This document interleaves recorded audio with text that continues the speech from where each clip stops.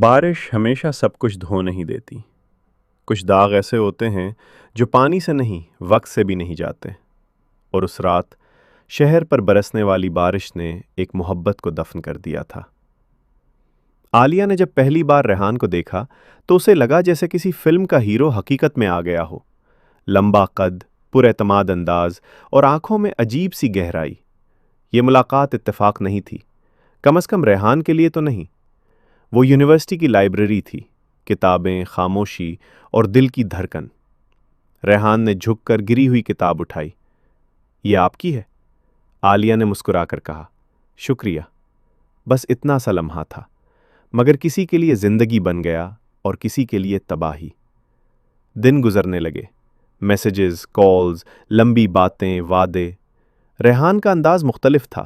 وہ کہتا، میں عام محبت نہیں کرتا عالیہ، میں مکمل اختیار چاہتا ہوں۔ عالیہ ہنس دیتی۔ اسے لگتا یہ بھی پیار جتانے کا طریقہ ہے۔ محبت میں انسان خطرے کی گھنٹی کو بھی موسیقی سمجھ لیتا ہے۔ ریحان عالیہ کے بغیر بے چین رہنے لگا۔ وہ جاننا چاہتا تھا وہ کہاں ہے، کس کے ساتھ ہے، کس سے بات کر رہی ہے۔ پہلے یہ کیئر لگا، پھر شک بنا، اور آہستہ آہستہ قید۔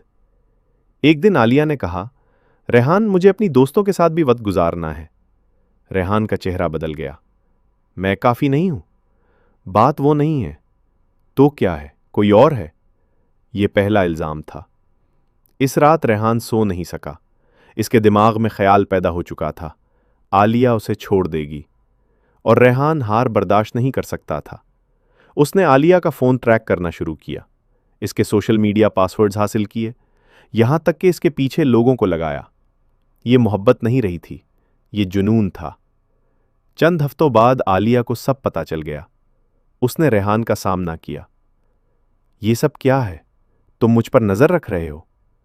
ریحان نے بغیر شرمندگی کے کہا، کیونکہ میں تمہیں کھونا نہیں چاہتا۔ تم مجھے پہلے ہی کھو چکے ہو۔ یہ جملہ ریحان کے دل میں خنجر بن گیا۔ عالیہ نے رشتہ ختم کر دیا۔ بلاک، خاموشی، ختم۔ مگر کچھ کہانیاں ختم ہونے کے بعد شروع ہوتی ہیں۔ ریحان ٹوٹ گیا۔ وہ کھانا چھوڑ بیٹھا، نیند ختم، آنکھوں میں صرف عالیہ۔ وہ بار بار ایک ہی بات سوچتا، اگر وہ میری نہیں تو کسی کی نہیں۔ ایک شام اسے خبر ملی کہ عالیہ کی منگنی ہونے والی ہے۔ بس پھر اس کے اندر کچھ مر گیا، یا شاید کچھ پیدا ہو گیا۔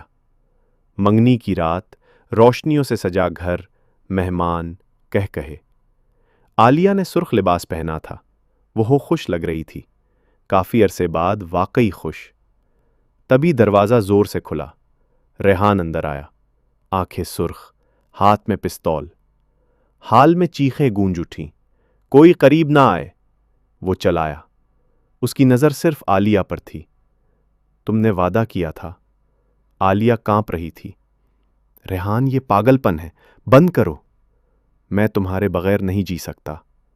پورا ہال ساکت تھا۔ عالیہ آہستہ آہستہ اس کی طرف بڑھی۔ تم مجھ سے محبت کرتے ہو؟ ریحان کی آنکھوں میں آنسو آ گئے۔ دنیا سے زیادہ۔ تو بندوق نیچے رکھ دو۔ چند لمحوں کے لیے سب ٹھہر گیا، پھر گولی چلی، چیخ، خون، خاموشی۔ مگر زمین پر عالیہ نہیں گری تھی، ریحان خود گر چکا تھا۔ پولیس پہلے ہی پہنچ چکی تھی۔ جیسے ہی اس نے ہتھیار سیدھا کیا، فائر۔ عالیہ ساکت کھڑی تھی۔ وہ بچ گئی تھی۔ کچھ مہینوں بعد بھی وہ رات اسے سونے نہیں دیتی تھی۔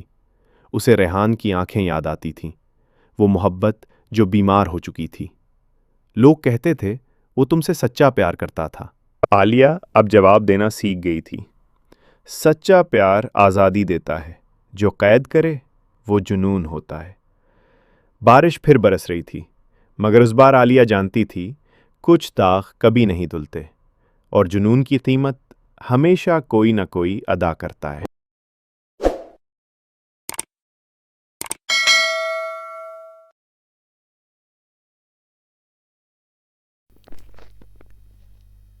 یونیورسٹی کی لائبریری میں ایک کتاب گری، دو ہاتھ چکے، نظریں ملی، اور دل نے فیصلہ کر لیا کہ یہی اپنا ہے۔